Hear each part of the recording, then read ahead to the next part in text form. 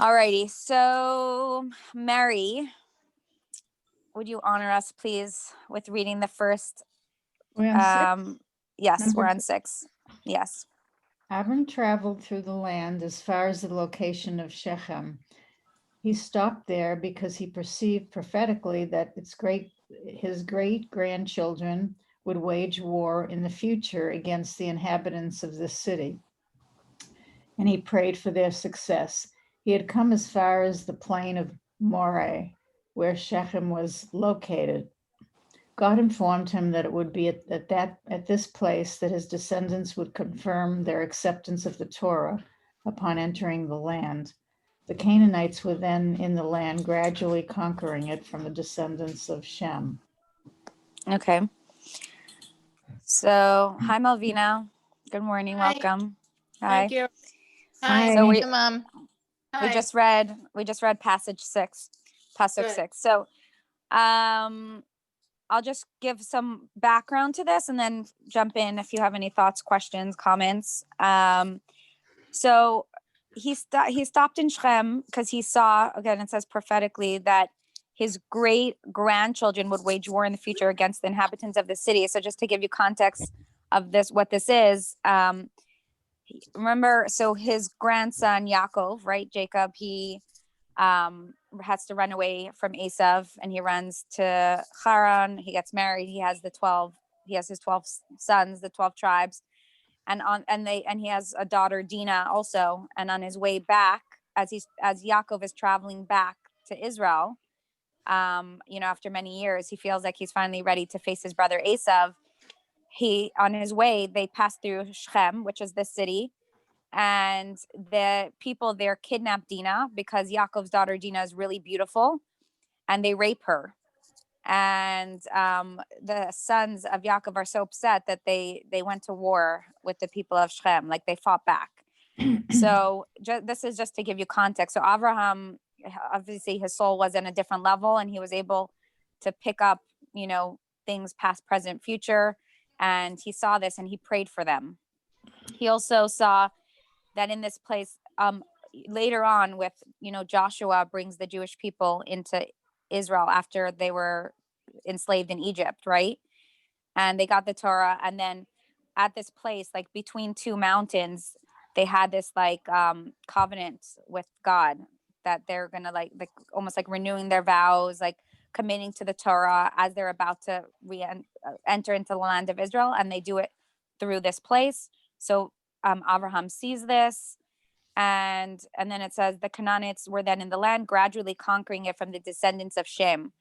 So if you remember, Noah had the 3 sons, Shem, Ham, and Yafes, and Shem was the descendant of the Jews, and Noah saw this, and Shem was highly respectful of his father and a very refined, of all the 3 sons, the most refined.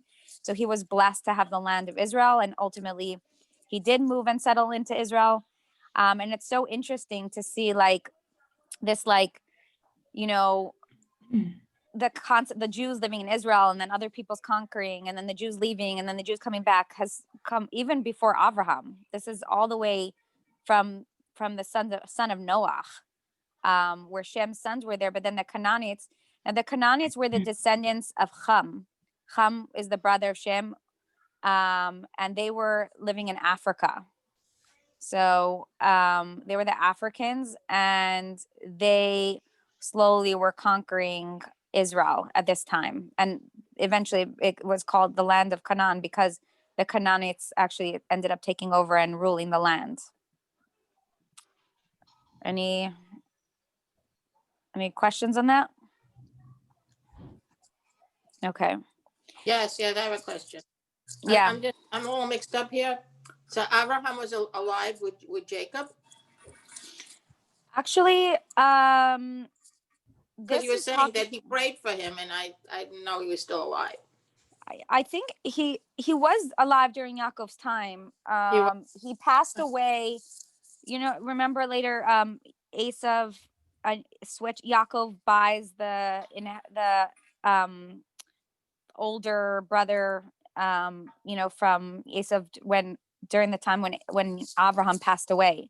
Abraham passed away when Yaakov and Esav before they got married, when they were still boys. Mm-hmm. But this is talking about that Avram, as he's traveling, he experiences visions in his soul. Oh, okay. And he's seeing the future, and he's kind of like trailblazing and like praying and putting out like good vibes and good energy and positive energy and hope for the, because as we said, he's the forefather of the Jewish nation. So through his travels, he's like trailblazing, good energy basically as he sees things in the future. Okay. So, Erica, could you read 7, please? Sure, but I have one question. So Shem was the descendants of Noah, or who was, and so they were at odds with the Canaanites? Yeah, well, because Shem lived there first, and then the Canaanites came and decided they wanted to be in the land, and they took over. Oh, so it was more of like a territorial battle. What happened was that Israel, from beginning of times, has been a land of milk and honey, right? And it's such a rich land, and it has so much, in this little tiny land. It has water, it has beauty, it has oil, it has, just there's so many things in Israel, and the land is very rich, and so many different people wanted to come and live there. I think energetically, also spiritually, there's a certain energy there that people feel and gravitate to it. So they couldn't coexist, is what I mean, even though that they're both of Jewish faith. Like, I mean, I would imagine. They weren't both of Jewish faith. Shem, the Jewish people come from Shem, but they weren't Jewish people. Yeah, I mean, no one was really the Jewish. Right. I don't mean Jewish in that sense. I mean, like, they weren't idol worshipers. That's what I mean. Like, meaning Shem. Right. Like they seem to be on the same page in some way. Like, they weren't spiritually, they were on the same page. Yeah, and the Canaanites were not. The Canaanites were very self-focused and self-driven, and were not on a spiritual level at all. Okay. And it doesn't speak anything about wars here, and it doesn't say that Shem was exiled. To me, it just seems like the Canaanites came, it's like almost like the Romans, right? When they took over the land of Israel, like the Jews still lived there, but the Romans ruled. So it's like the Canaanites came over and just took over the land, but it doesn't imply that Shem was kicked out. Okay. Thank you. That was very helpful. Yeah. So would you like me to read 7, the whole thing? Yeah. Mm-hmm. God appeared to Abram and said, even though, as you see, I'm allowing the Canaanites to possess this land for the time being, I will eventually give this land to your offspring, thus returning it to the descendants of Shem, its rightful owners. God here announced to Abram that he had arrived in the land to which he had told him to travel. Hearing this, Abram built an altar there and offered up a sacrifice to God, who appeared to him there. And as thanks for the promise of offspring and the possession of the land. Although God had already promised Abram that he would give him offspring, he had made this promise contingent upon Abram's arrival in the land that he would show him. Only when Abram was told that he had indeed arrived in this land did he know with certainty that the promise of progeny would be fulfilled. He therefore offered up a sacrifice as thanks to God only now. Mm-hmm. Thank you. So hi, first of all, Alexis, welcome. Hi, Lexi. Hi. So, okay, so here, let's talk about this. Now we see God appears to Abraham. Until now, Abraham was traveling, right? And remember, Hashem told him, Lech, Lecha, go for yourself. And he didn't imply which land. And Abraham was kind of had to trust his own inner GPS, his own instinct, and, wandering. And it actually says, this is a commentary that's very interesting, that Avram, as he was traveling through Mesopotamia, I think that's what it's called, like the different areas on the way to Israel, he noticed that the different nations and the different lands were very self-focused, and very, like, wherever they were drinking and partying and very much living like the land serves me, and wanting to just, go kind of didn't want to really work very hard.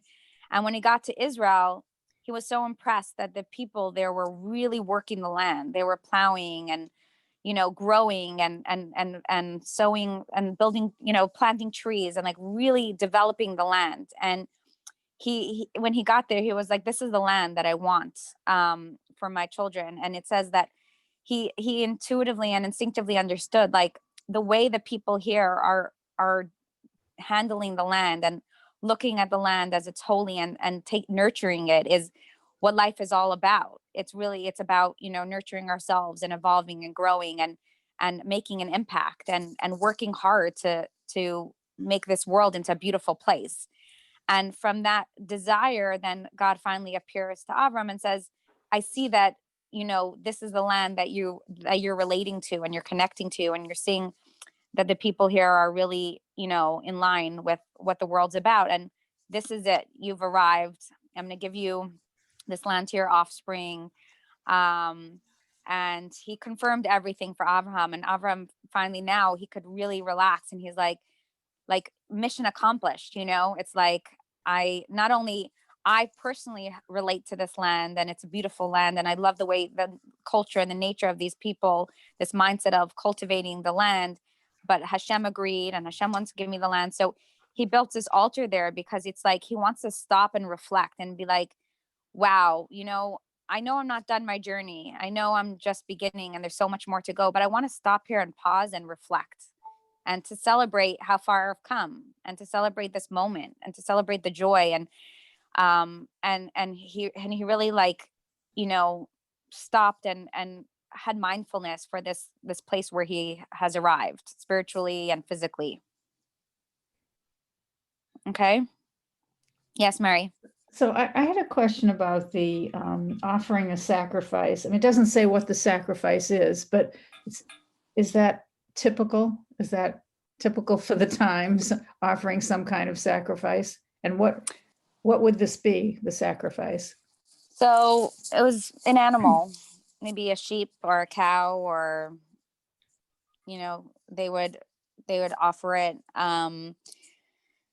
And it was very typical. It was pre temple times, pre prayer, and it was their way of expressing gratitude, and it was their form of prayer.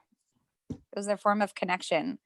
It's like it was this recognition, like, and also during those times, like possessions, nowadays our possessions are our cars and our houses and all our, jewelry and all.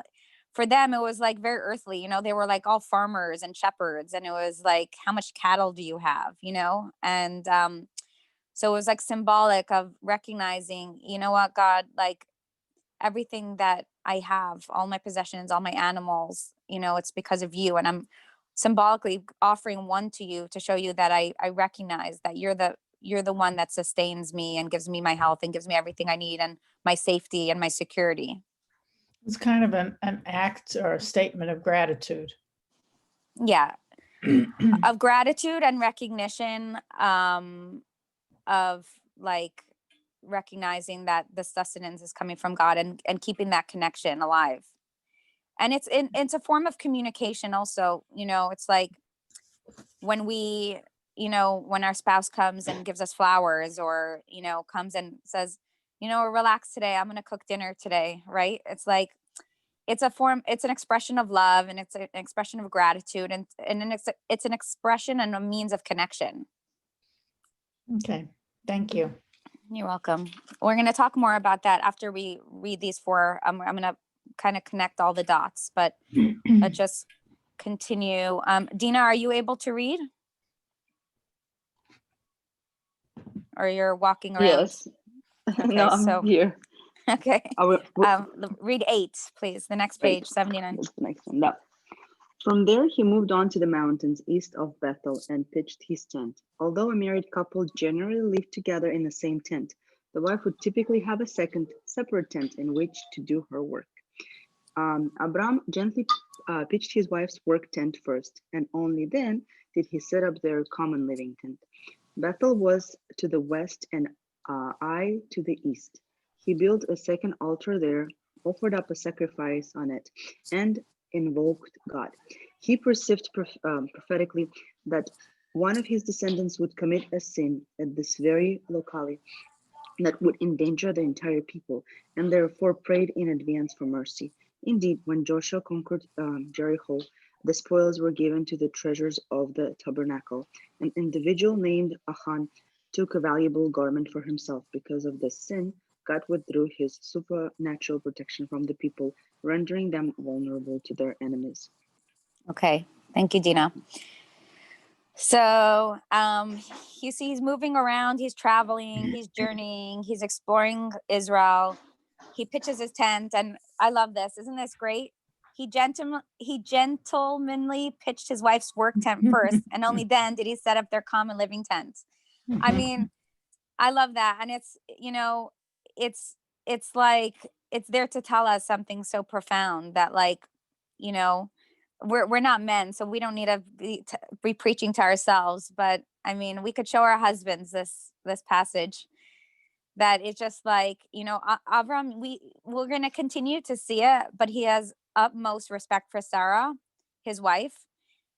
So much so that you can see, like, the core of their relationship is that he puts Sarah on a step stool, like at a pedestal, and like sees her as a spiritual being, and as someone, like, where he can elevate himself through her. And he's always, has so much respect for her and goes out of his way to make her comfortable and honor her and respect her, because he sees her for what she is, which is, a spiritual being. So it's beautiful. And we're going to continue to see that theme in their relationship. Now here it's interesting, right? Because he in the previous pasuk, it said God revealed himself to him and told him, you're going to have this land, you've arrived, you've followed your soul, you've arrived at the right place. And then out of gratitude, he gave an offering. Here it doesn't say anything. God doesn't reveal himself to him. He's just, stopping at this place, and he built his second altar there, offered a sacrifice to it, and invoked God. And this is interesting because it's showing a totally different kind of prayer or connection, where he on his own was in this new place, and he wanted to open up a communication. He wanted to feel God. He wanted to connect. And so he initiated essentially like a prayer or a connection on his own, and was like, I want to put this sacrifice up because I want to, like, bring God into this new place that I'm at right now. So it's like, so it shows two different kinds of ways of communicating. One is, I've received, a gift, and I want to express things. And one is, I want to initiate connection. And so I'm going to reach out and I'm going to do my part. And again, it's, we see a theme here that he sees in the future that his descendants would commit a sin, and he prays on their behalf. And the story here is, when Joshua is coming, this is again, Joshua took over Moshe, right? When, Moshe led them through the desert, Joshua took over. Joshua was the one who led the conquering of the land of Israel. And at that time, an individual named Achan took a valuable garment for himself. He stole from the tabernacle, from the traveling, temple, and God withdrew for a little bit. He withdrew his supernatural protection from the people, and Avram saw this and he prayed on their behalf.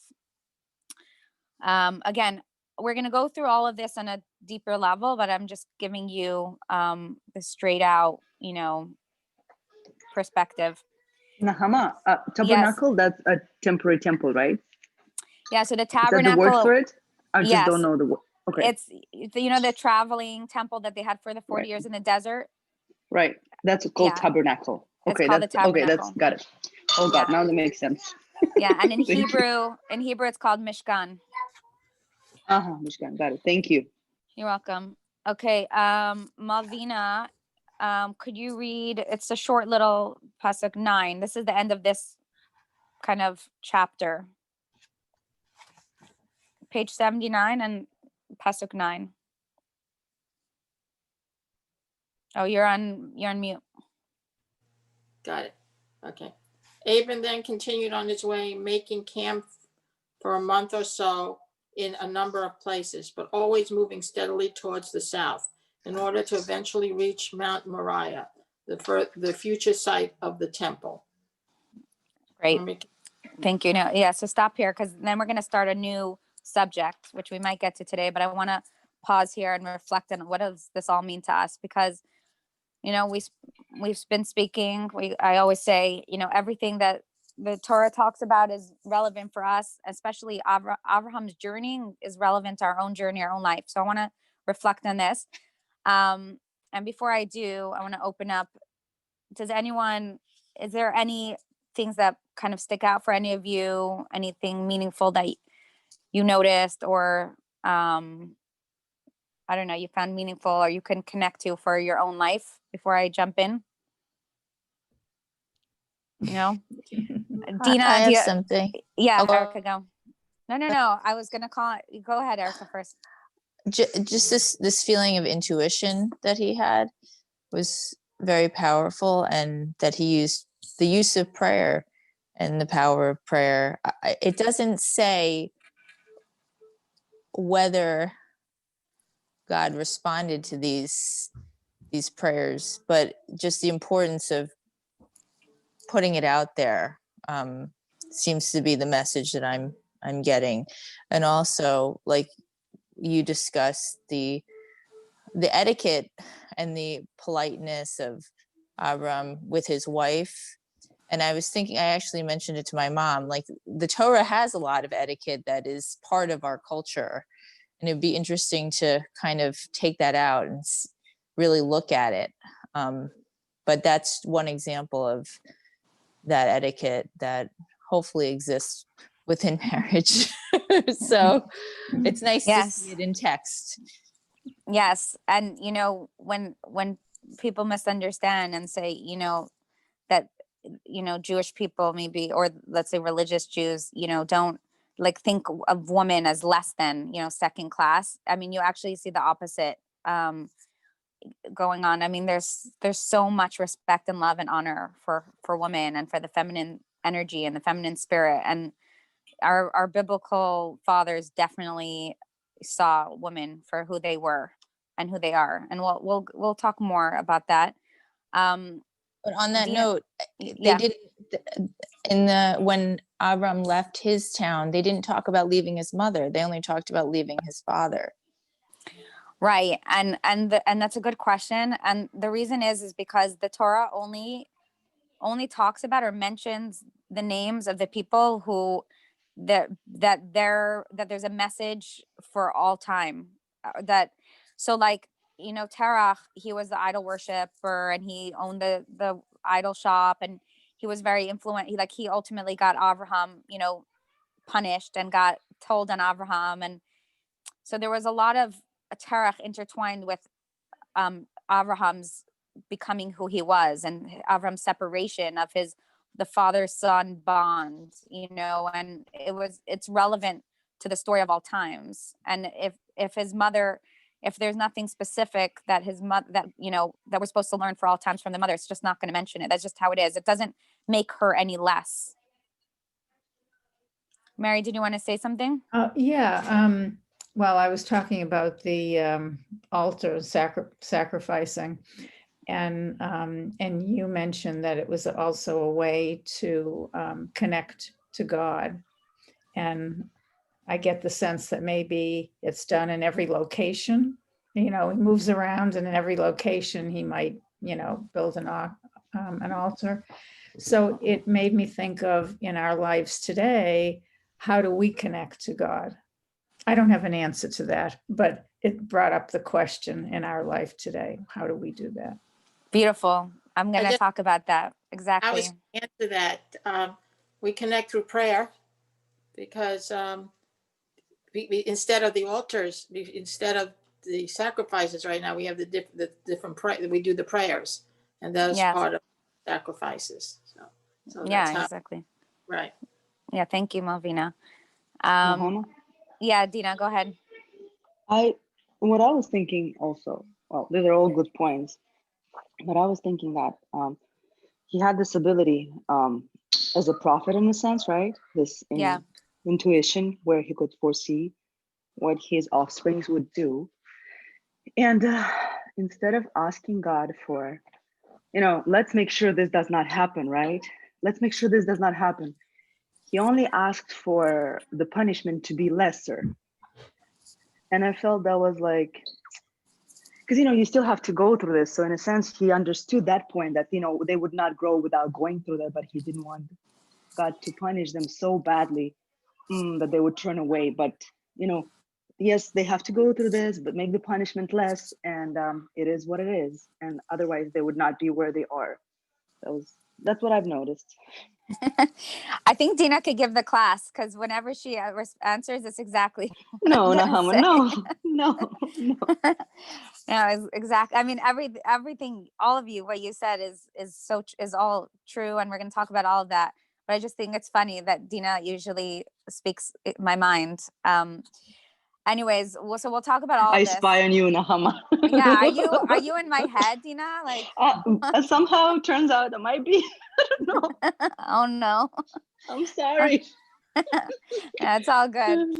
Okay, thank you for all of you for sharing. Okay, so all of what you said, let's go through this. First of all, okay, I'm going to talk about Mary's point first, is that it seems like, it's not this straight road, right? He gets to Israel and it's not like he pitches his tent and happy ever after. He travels, he pitches his tent, he sends up an offering, he sits there for a while, sees this prophetic vision of what's going to happen in this place, puts out some good vibes and prayers, and keeps moving along. And then in the last passage that Malvina wrote, right, Abram then continued on his way, moving steadily toward the south, as in he's making progress, but it implies that it's not a straight, like, get in the car, drive 6 hours and you're there. It's slow and stopping and slow and stopping. And what he's doing, Mary, is he's basically paving a path. First of all, on a very physical, practical level, what he's doing is he's putting out good energy out in Israel for the future. Like,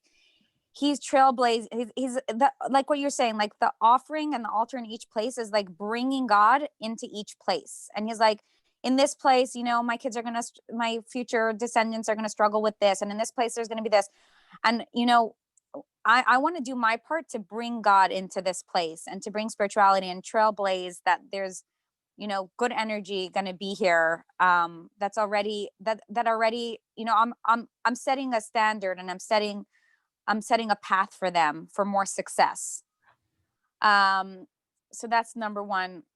But on a deeper level, also for us, what he's showing is that no matter what's happening to us in our journeys, on our day to day, like, just like him, it wasn't a straight path. He stopped and he started and he stopped and he started, and he had different experiences. And sometimes in these places, like, he saw in the future things that were very painful and things that were going to happen to his children that I'm sure caused him a lot of anxiety and anguish and pain.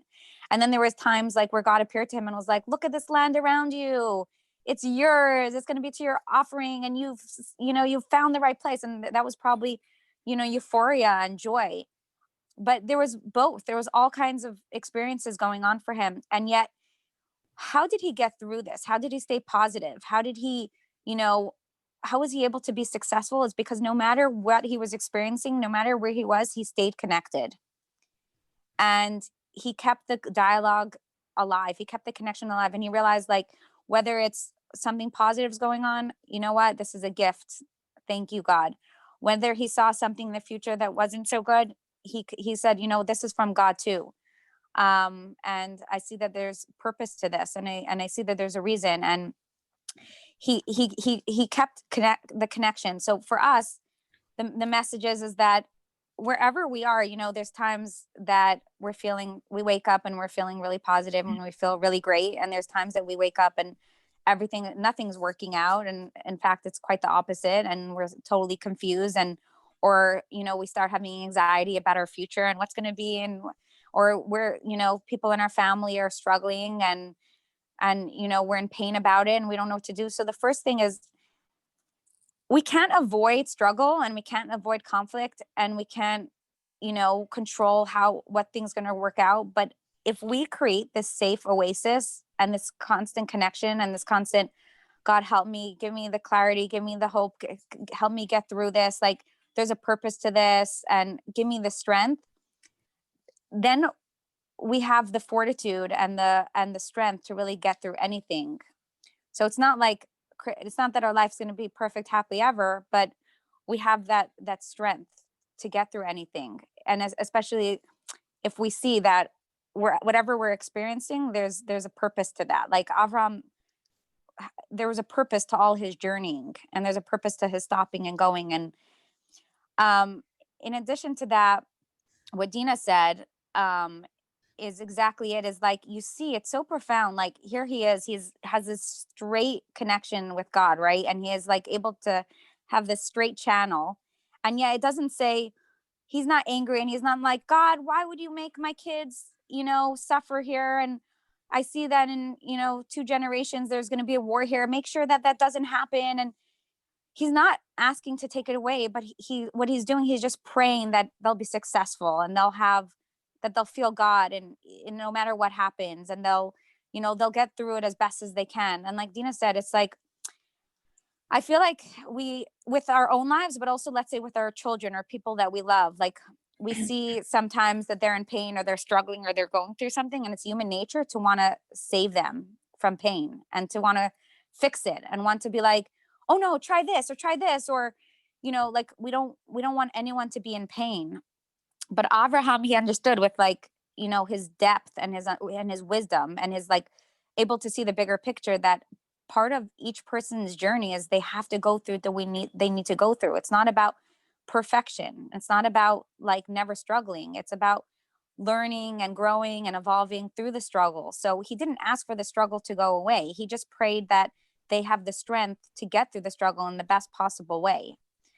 And for all of us, it's a very powerful lesson when we're as mothers, as wives, as daughters, as sisters, as friends, that we'll encounter people in our lives who are struggling and who are going through something. And we have to remember, like, it's not our job to fix it, or to take it away, or to make sure that they're not in pain, or to give advice, or to control it, but to hold space for them, and be like Abraham held space for whatever is going to happen, and he put in good energy. He prayed.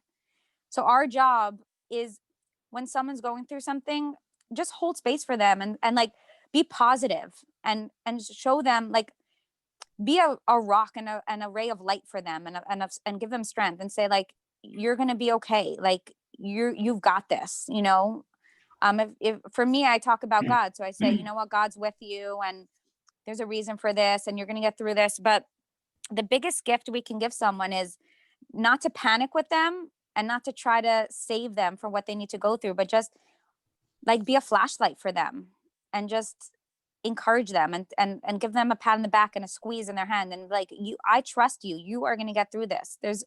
You are going to come out stronger for this.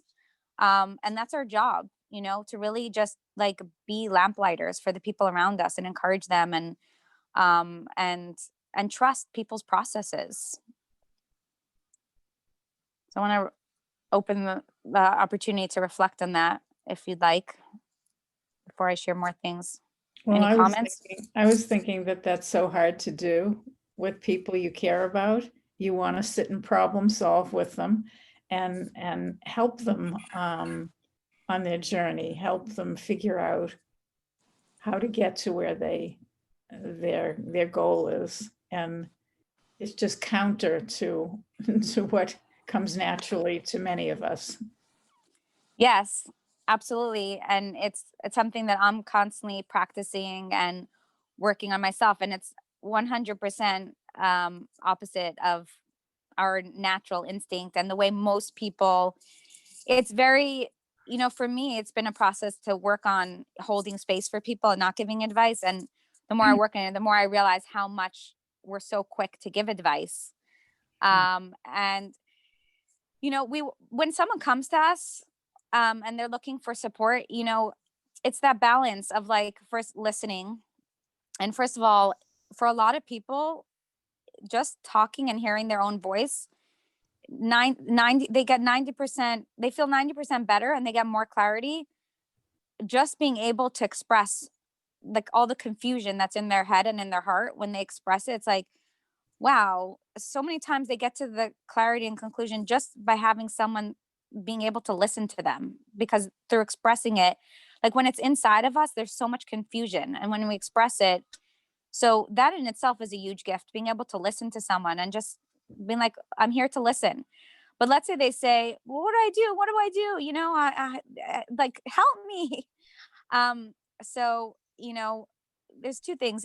A lot of times what I try to do is to say like, well, what are you feeling? What do you think? Like, you know, what do you want to do? Like helping, like, again, be a flashlight to someone else's soul. And, you know, a lot of times people don't have the confidence to trust their soul, trust their instinct, because we're so trained that don't trust yourself, ask everyone else. Everyone else knows better than you know? So it's a big gift to say, look, you have the answers in you. Like, you know, what are you thinking? What are you feeling? Like, what would feel right for you? And sometimes people just need that confidence, that external validation that you could trust yourself.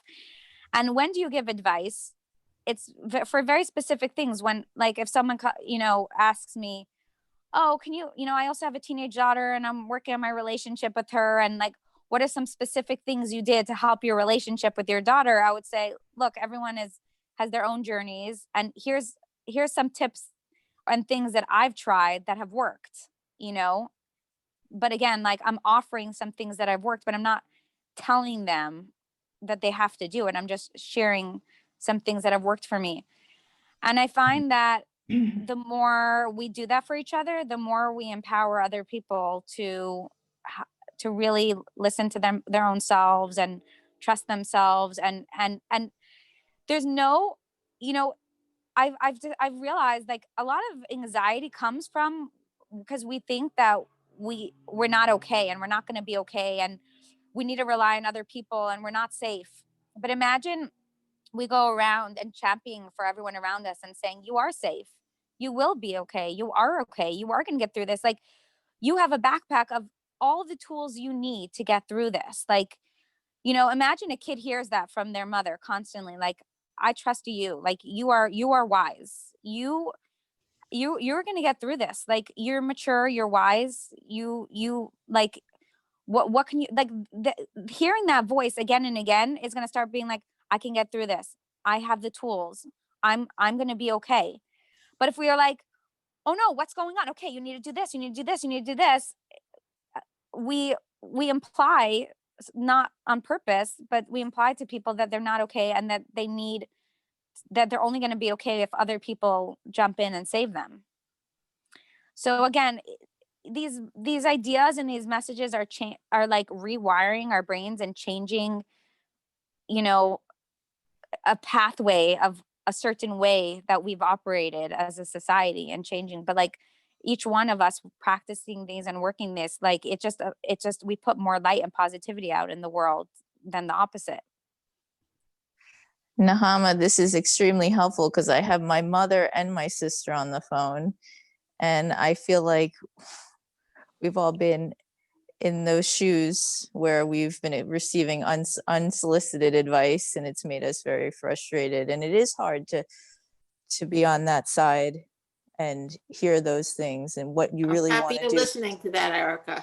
What? I'm happy you're listening to that. Me too, How are you, Mom. Alexis? You hear it? Because I don't know if she's on, but you know, I don't know if she's on either, but it's like you well, want we to take try away our the best, pain. and sometimes it goes negative, and it's true. It goes negative, and it's so Right. true. So true. So true. Right, because But what we people never, this is just a new thought. It's a whole new thought pattern that we never even exactly, thought of. we never knew these things. These are, you know, the things that I bring up in Torah class are a mix of Torah and healing and like my own journey of discovery of like emotional well-being. Like, I'm mixing a bunch of different things together.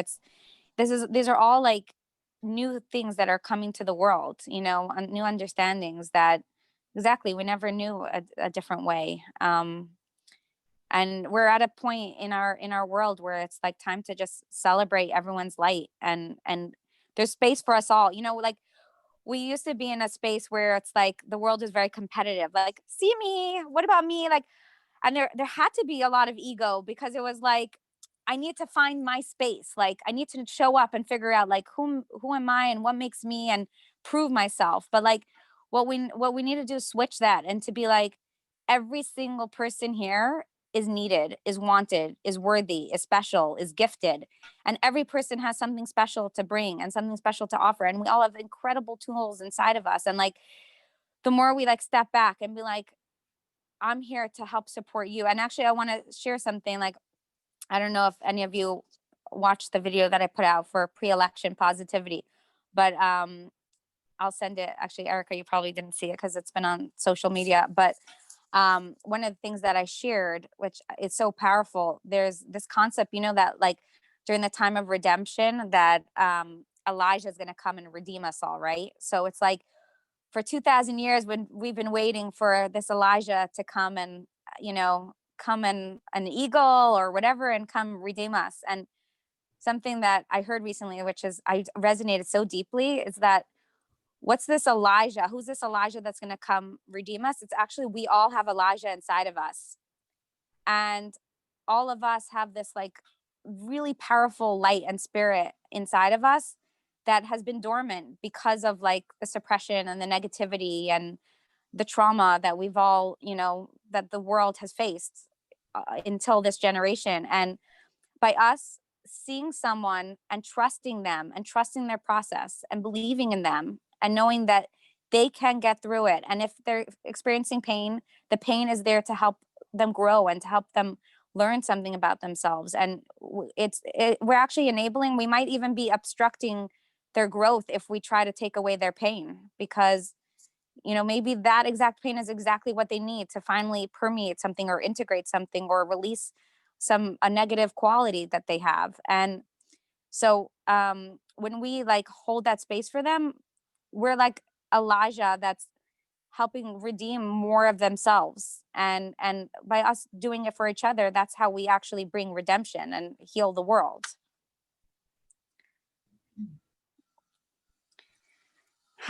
Yeah, big ideas. I mean, just see, I wrote a couple things. I wanted to see if I Just made it sound clear, because sometimes you ask a friend something and they give you their advice and you're ready to kill them. exactly. And you're so angry. I'm not even going to do that. I can't believe it. So you make it, that's very clear now.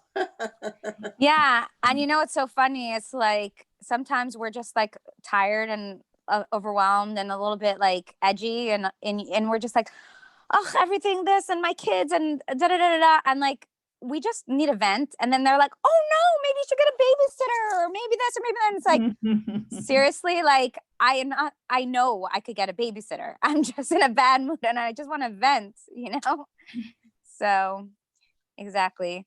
Any other comments on that before I had a textual question. Yes. But it's more so in the 9th paragraph, no, in the one where Achan took the valuable garment. So does that mean that Avram's like intuition has been quashed? Is that what it's saying?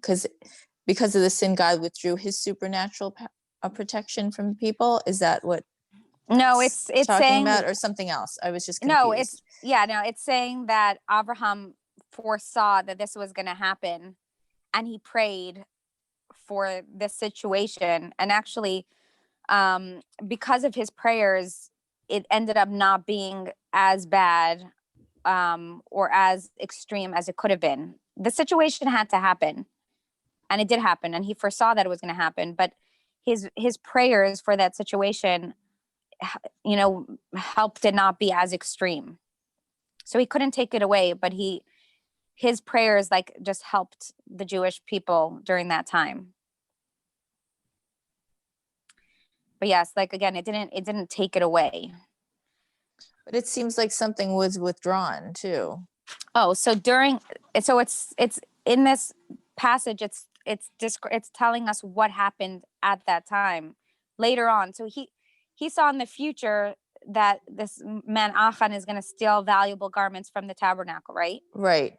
And then it's telling us during that time, not during the time of Abraham, but when Achan stole that garment, because of his sin, some of God's supernatural protection, remember, like during that time, there was those clouds that even if enemies came and shot arrows, like nothing. Yes.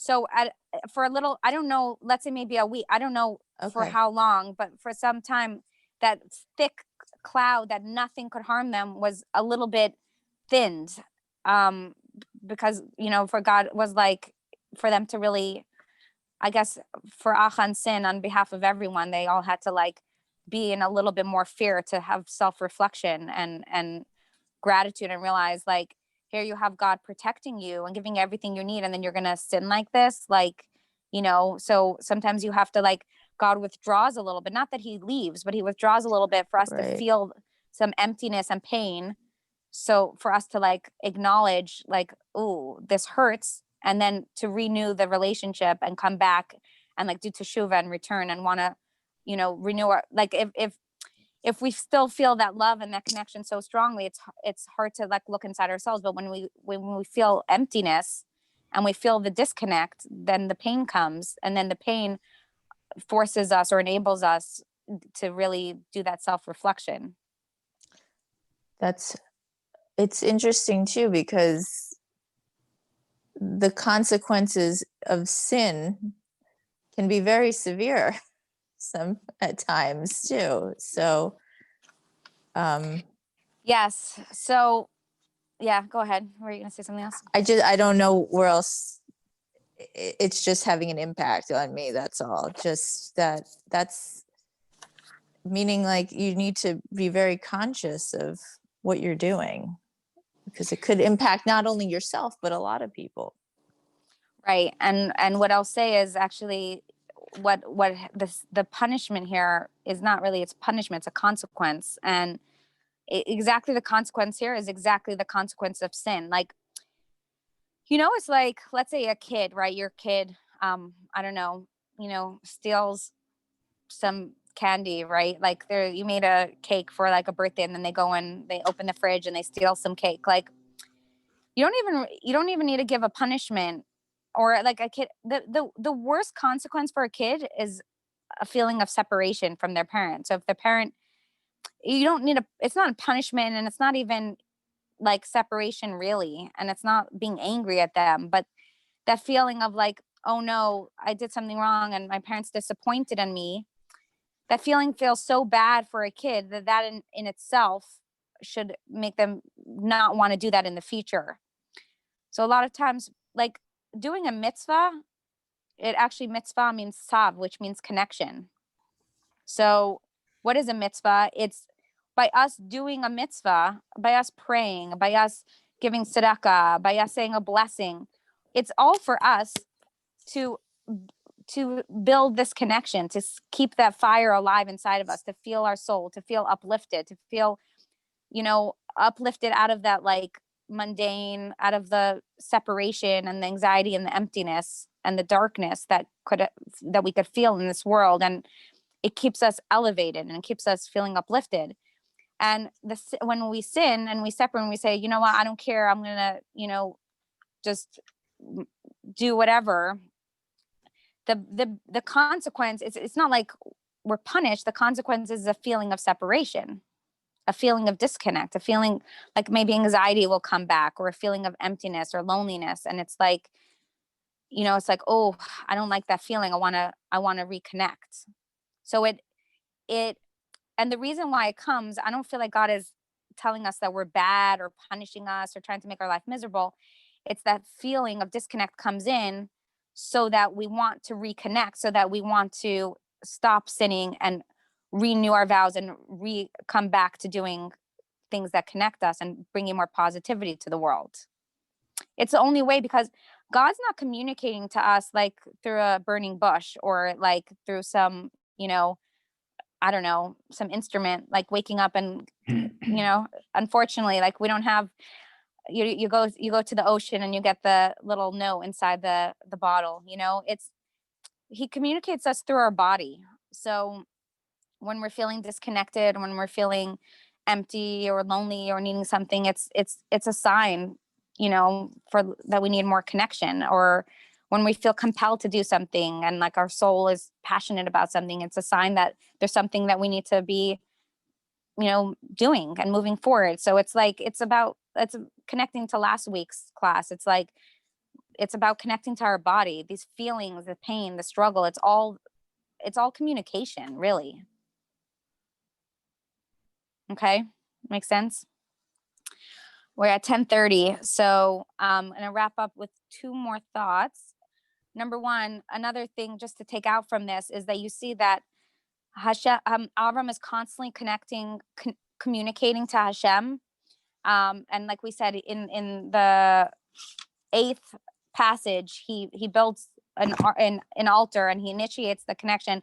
So I want to say, and I've said this before, but I think it's important to constantly say it, is that communicating to God is not it's not in a rule book, and it's not in a box, and it's not like only when you feel spiritual, or only when you have a sitter, or only when you're in a shul, or only on holidays. Like Abraham is showing that the relationship with God is intimate. It's like a husband to a wife, or a child to a parent. It's and a healthy one and a loving one. It's like, you know, you wake up in the morning and your kid is having a hard time, and you know, you don't know what to do. Put it out there and say, God, help me have the words. And you know, you're worried about something, you know, you're worried about elections, and you're scared who the president's going to be. Like, put out a prayer and be like, God, you know what, like, you see us, you know that America needs, you know, to security and safety, and like we need strong leadership. Like, come on, like pull the strings here. You know, it's like God wants to hear from us, and big, small, emotional, materialistic, physical. It doesn't. There's no rules. Like, just keep. The best thing we can do when we're feeling disconnected, or we're feeling afraid, or we're feeling afraid for someone we loved, pray. Think positive. Put out positive energy. Like, that's the best thing that we can do. And if we don't connect to that, then, you know, we don't connect to it. But, you know, and if you don't connect to talking to God or prayer, then, you know, perhaps just in your own way, like putting out positive energy, right? It's just like putting it out to the universe, to the higher power, to energy, like, help me have the strength to get through this. I think that is it for today. Thank you very much. You're Very welcome. interesting as always. Yes, excellent. Great. Thank you. Nahama. I'm You're gonna say a welcome. prayer Safe now. travels. Have a good week. Bye bye. you, Have a good week, everybody. Bye, You're everybody. welcome. Thank you. Bye. Bye.